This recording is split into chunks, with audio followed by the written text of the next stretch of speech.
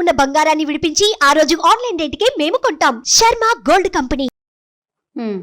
ఇంకా మరి ఆరోగ్యం మాటటుంచి మనకి ఇంకేదైనా దానివల్ల ప్రయోజనం కావాలా అంటే మానవుడు ఎట్లా ఆలోచిస్తాడంటే ఏది జరిగినా దాని నుంచి నాకేమిటి అని ఆలోచిస్తాడు.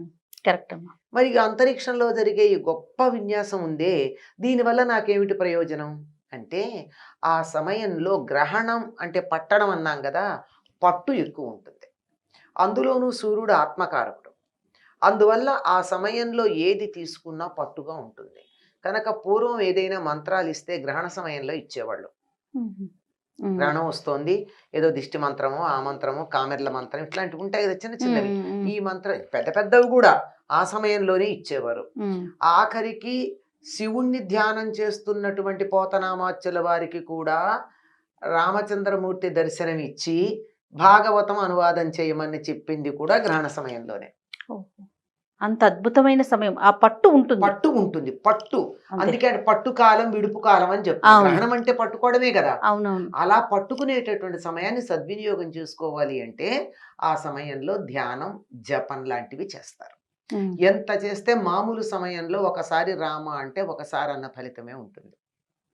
కానీ గ్రహణ సమయంలో గనక అన్నట్టయితే 1,000,000 రెట్లో ఎన్ని రెట్లో చెప్తారు, నాకు సంఖ్య గుర్తులేదు, కానీ అన్ని రెట్లు అన్నటువంటి ఫలితం వస్తుంది. అది పరిపూర్ణంగా రావాల్సిన ఫలితం రావాలంటే గ్రహణ సమయం ఏది ఉందో ఆ సమయానికి కాస్త ముందు గ్రహణం మొదలు పెట్టంగానే స్నానం చేసి జపానికో ధ్యానానికో కూర్చుంటే పట్టుంటుంది. నేను కొంతమందిని చూశాను, ఆ సమయం చిన్నవాళ్లే, పెద్దవాళ్ళు కూడా కాదు, కాసేపు ధ్యానం చేసుకోండి లేకపోతే దేవుడికి దండం పెట్టుకుని కళ్ళు మూసుకుని వాళ్ళకి మెడిటేట్ అంటే అర్థమవుతుంది కదా, కాసేపు మెడిటేషన్ చేయండి. దేని గురించి చెయ్యాలి అన్నారు.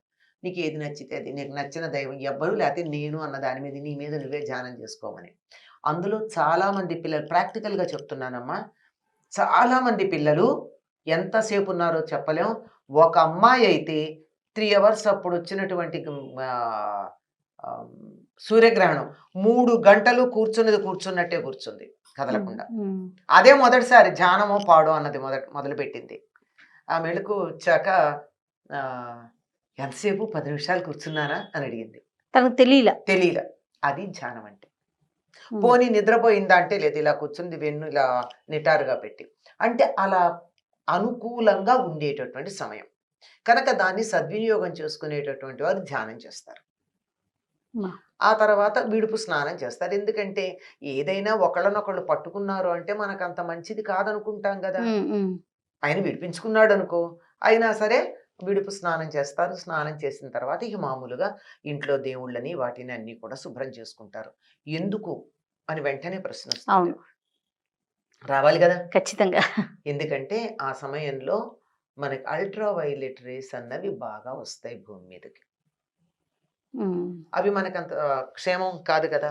వైద్యులు కూడా చెప్తున్నారు, శాస్త్రవేత్తలు, మీరు గ్రహణాన్ని నేరుగా కంటితో చూడకూడదు, వీలైతే అందులో ఉండకుండా ఉండడం. ఎందుకంటే సూర్యగ్రహణ సమయంలో వచ్చేటటువంటి వెలుగు ఏదైతే ఉందో, కిరణాలు ఏవైతే ఉన్నాయో అవి శరీరం మీద చర్మాన్ని మీద ప్రభావం చూపిస్తాయి. కొంచెం బ్లిస్టర్స్ రావడం, దద్దులు రావడం లాంటివన్నీ ప్రాక్టికల్గా చాలా మందికి కనిపిస్తూనే ఉంటాయి. కనుక ఆ సమయంలో బయటికి రాకూడదు అని చెప్తారు. అటువంటివి ఏమైనా ఉంటే ఈ స్నానం చేస్తే అన్ని వెళ్ళిపోతాయి. వీటి ప్రభావం మరి ఆహార పదార్థాల మీద వాటి మీద కూడా ఉంటుంది. అందుకని ఆ ప్రభావం వాటి మీద ఉండకుండా ఉండాలి అంటే వండకుండా పెట్టుకోమని చెప్పారు. ఏమి ఆ గ్రహణ సమయానికి ముందు వండింది పనికిరాదు, గ్రహణం తర్వాత వండుకోమని.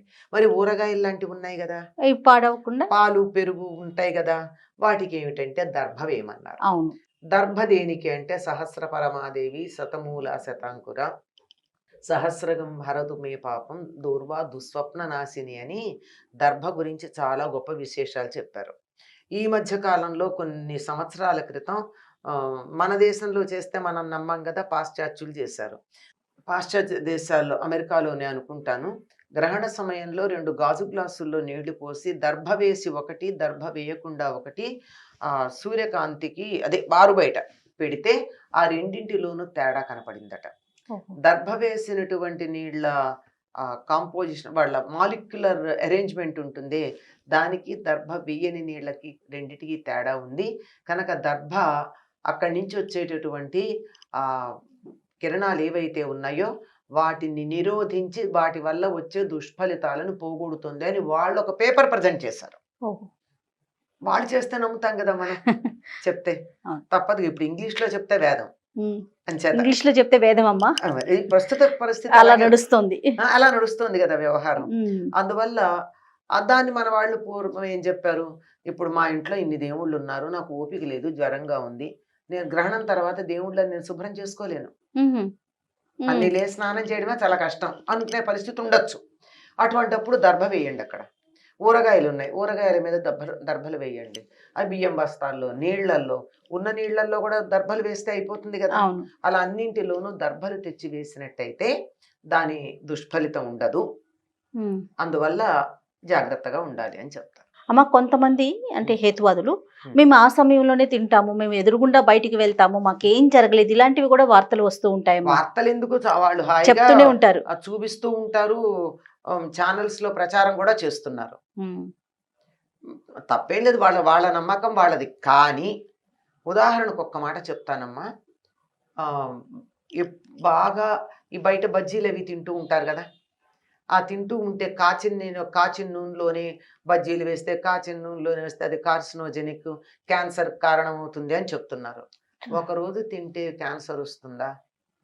కదా, రెగ్యులర్ గా తింటూ ఉంటే వస్తుంది. అయినా అందరికీ వస్తుందా? రెగ్యులర్ గా తిన్నా రావట్లేదు. అంచేత మనలో ఉండే శక్తి కొంత ఉంది కదా, ఆ శక్తి రెసిస్ట్ చేసిన వాళ్ళకి రాదు. కానీ ఎవరి దగ్గర ఎంత శక్తి ఉందో ఏం తెలుసు, కోట్లల్లో ఒకళ్ళకు కూడా హాని కలగకూడదు అని చెప్పి మన వాళ్ళు చేసినటువంటి జాగ్రత్త. కంటి చూపు మందగిస్తుంది అంటే, చూపు పోతుందంటే అర్థం ఏమిటి, గుడ్డివాళ్ళు అయిపోతారని కాదు, హాయిగా చూడకుండా ఇదిగో కళ్ళకి జోడు పెట్టుకు చూడాల్సి వచ్చిందని అర్థం. అది కూడా అనారోగ్యం కిందే, కంటికి వచ్చేటటువంటి వ్యాధి కిందే లెక్క కదా. అవును.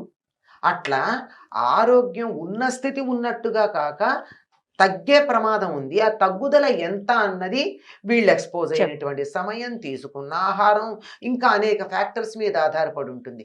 ఇదేమీ లేకుండా ఇదిగో ఈ బజ్జీలు తిన్నాను నేను, ఇక్కడ సూర్యగ్రహణం జరుగుతూ ఉన్నప్పుడు మీ అందరు ఎదురుగా తిన్నా, బతికే ఉన్నా కదా.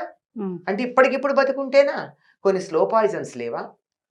లెడ్ లాంటివి ఆహారంలో కలిస్తే ఏళ్ళు పడుతుంది అది ప్రాణం పోవడానికి. అవును. కనుక నెమ్మదిగా జరుగుతుంది.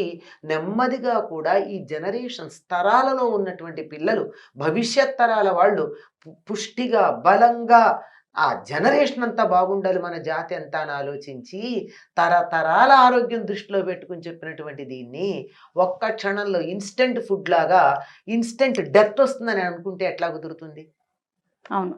ఇప్పుడు ఏళ్ల తరబడి తింటుంటే కదా ఆ ఇన్స్టెంట్ ఫుడ్స్ వల్ల అనారోగ్యం వచ్చిందని ఇన్స్టెంట్ డెత్ చెప్తున్నారు. అంటున్నారు, నిజంగా అవి కూడా చూస్తున్నాం కదా. అదే అంటున్నా, ఉన్నట్టుండి పడిపోతున్నారు, చనిపోతున్నారు కదా, ప్రాణాలు పోతా ఉన్నాయి. అదే తిన్న వెంటనే కాదు కదా, కాదు కదా, కొన్నేళ్ల పాటు తింటే అవుతోంది.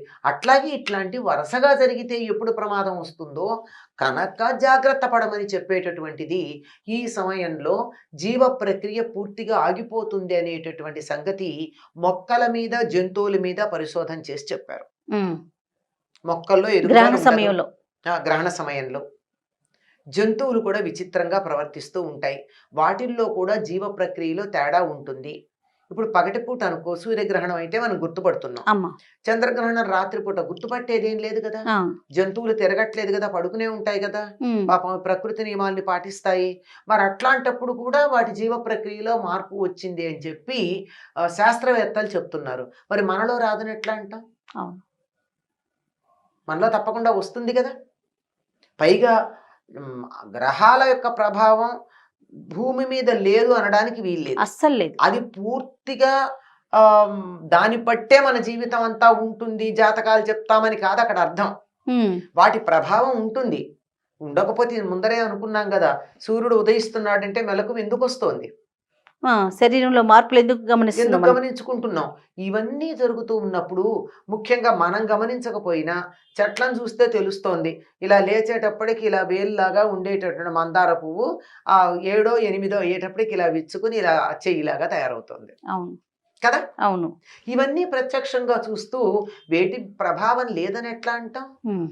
అయితే ఎంత ఉంది అన్న దాన్ని బట్టి మనం చెప్పలేం. దాన్ని ఎంత అదుపులో పెట్టుకోగలం అన్న దాన్ని ఆలోచించాలే తప్ప అసలు లేదు అని చెప్పడానికి లేదు. కనుక ఈ ప్రభావం ఒకవేళ చెడుగా ఉంటే ఎవరికి ఎటువంటి హాని కలగకుండా ఉండడానికి, ఇవాళ కాకపోతే కాలక్రమంలో కూడా ఎటువంటి హాని కలగకుండా ఉండడానికి తీసుకోవాల్సిన జాగ్రత్తలు.